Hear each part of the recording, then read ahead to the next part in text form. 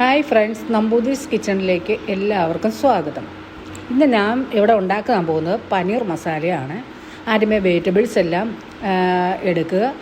അതെല്ലാം garlic, ginger, ഓണിയോന് ഇതെല്ലാം വെച്ച് എല്ലാം സെപ്പറേറ്റ് കട്ട് ചെയ്യുക.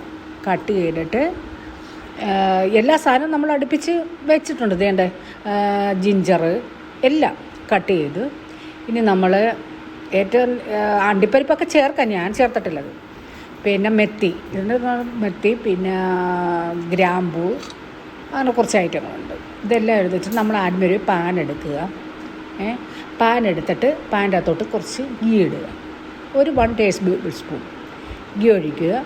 എന്നിട്ട് നമ്മളെടുത്ത് വെച്ചിരിക്കുന്ന ഗ്രാമ്പൂ, ഉലുവ, കറുവാപ്പട്ട, പിന്നെ വൈനയില, ഇത്രയും സ്പൈസസ് നമ്മൾ ഇടുക. ഒരു 2-3 ഗ്രാമ്പും ഒരു 2 ഉലുവ,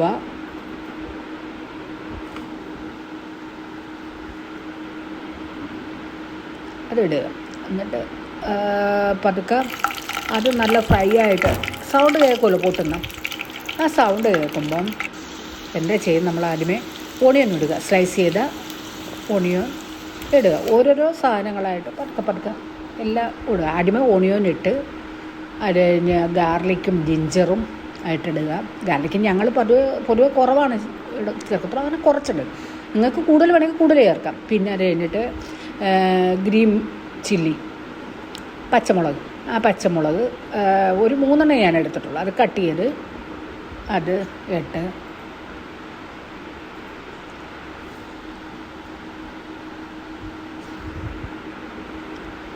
അരി കഴിഞ്ഞിട്ട് ഇത് നന്നായിട്ടൊന്ന് മൂപ്പിക്കുക. നല്ലപോലെ മൂത്ത് വരുന്ന സമയത്ത് ഇത് നമ്മൾ കസ്തൂരി മെത്തി എന്ന് പറയും. ഇതിൻ്റെ അകത്ത് പ്രധാനം എന്താണെന്ന് പറഞ്ഞാൽ കസ്തൂരി മെത്തിയാണ്.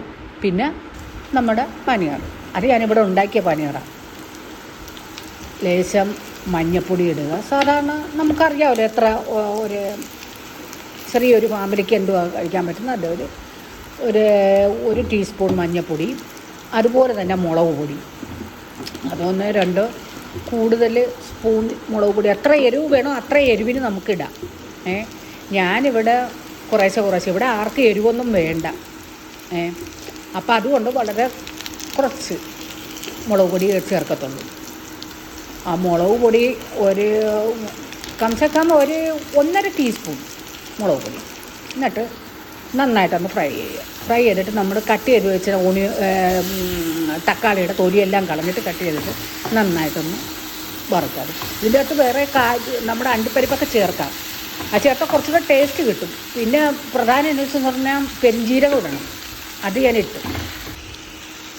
അത് കഴിഞ്ഞിട്ട് കസ്തൂരി മെത്തി, ഏറ്റവും ലാസ്റ്റ് കസ്തൂരി മെത്തി ഇടാവുള്ളൂ. അതിൻ്റെ ഇപ്പോൾ എടുത്ത് വെച്ചിട്ട് നേരെ പകുതി ഇടുകയാണ്. പകുതി ഇട്ട് അത് നന്നായിട്ടാണ്. അപ്പോൾ ഇത് നോക്കുമ്പോൾ നല്ല സ്മെല്ലാണ് വരുന്നത്. മൂത്ത് വരുമ്പോൾ തന്നെ നമ്മൾ ഇറക്കി വെച്ച് അത് തണുക്കാൻ അനുവദിക്കുക. തണുത്തതിന് ശേഷം നമ്മൾ പതുക്കെ ഒരു ജാറെടുക്കുക, മിക്സിയുടെ ഒരു 2 മിനിറ്റ് നമ്മൾ വെയിറ്റ് ചെയ്യണം. അത് തണുത്തുണ്ടെങ്കിൽ മിക്സിയുടെ ജാറിലോട്ട് ഇടുക. എന്നിട്ട് ഫുള്ളായിട്ട് ഇതിൻ്റെ അകത്ത് വേണമെങ്കിൽ നമുക്ക് എന്ത് ചേർക്കാം, പാല് ചേർക്കാം, അണ്ടിപ്പരിപ്പ് ചേർക്കാം, എല്ലാം ചേർക്കാം. ഇങ്ങനെ മിക്സിയുടെ അകത്ത് ഇട്ടിട്ട് അടിക്കുകയാണ്. അടിച്ച് കഴിഞ്ഞിട്ട് പിന്നെ നമ്മൾ ആ പാത്രം എടുത്ത് വെക്കുക. ഒരു ലേശം നെയ്യ് ഒഴിക്കുക. നമ്മുടെ വീട്ടിലുള്ള കാണുന്ന സാധനങ്ങൾ മാത്രം. അല്ല പുറത്തുനിന്ന് ആപ്പടെ വാങ്ങിച്ച കസ്തൂരി മെത്തി മാത്രമേ വാങ്ങിച്ചുള്ളൂ, അല്ലാതെ ഒന്നും വാങ്ങിച്ചില്ല. എന്നിട്ട് അത് കേൾക്കുമ്പോൾ ഈ പഴയതുപോലെ തന്നെ 2-3 ഗ്രാമ്പൂ, ഏലക്കായും, വൈനയിലയും, കറുവാപ്പട്ടയും എല്ലാം ഒന്ന് വീടും ഇട്ട് പൊട്ടി വരുമ്പോഴത്തേക്ക് നമ്മൾ അരച്ച് വെച്ചിരിക്കുന്ന അരപ്പെടുത്ത് ഇടുക. എന്നിട്ട് നല്ലപോലെ അങ്ങ് ഇളക്കുക. ഇളക്കുമ്പോൾ തന്നെ നല്ല എന്തോരു സ്മെല്ലാണ് വരുന്നത്. നമുക്ക് അടുത്തൊന്നും നിൽക്കാൻ പറ്റത്തില്ല. നല്ല സ്മെല്ല്. നമ്മൾ ഓർക്കും ഇപ്പം തന്നെ എത്ര വേണമെങ്കിലും കഴിക്കാം. ചോറും കഴിക്കാം, ചപ്പാത്തിയും കഴിക്കാം, എല്ലാം കഴിക്കാം ഈ കറി വെച്ച്. അപ്പോൾ ഈ പനീർ മസാല നമ്മൾ ബട്ടർ ചേർത്തിട്ടില്ല. അല്ല, ഒരു ലേശം നെയ്യ് മാത്രമേ ചേർത്തിട്ടുള്ളൂ. നമുക്ക് ബട്ടർ ചേർക്കാം. നമുക്ക് ശരീരത്തിന് പറ്റിയ സാധനം, അത് പ്രോട്ടീൻ പവറൊക്കെ ഏറ്റവും കൂടുതലുള്ളതാണ്. അതുകൊണ്ടാണ് ഇങ്ങനെ ഉണ്ടാക്കാനുള്ളൊരു ഉദ്ദേശം. അത് കഴിഞ്ഞിട്ട് അരപ്പ് വെച്ചിട്ട് അടച്ച് വെക്കുക. അടച്ച് വെച്ച് ഒരു 2 മിനിറ്റ്. അത് കഴിയുമ്പോഴത്തേക്കും നമ്മൾ തയ്യാറാക്കി വെച്ച പനീർ ഇടുക. കുറേശ്ശെ കുറേശ്ശെ ഇട്ട് നന്നായിട്ടങ്ങ് ഇളക്കുക. പനീറിനൊരു ലേശം ഒന്ന് ചൂട് പിടിച്ചാൽ മതി.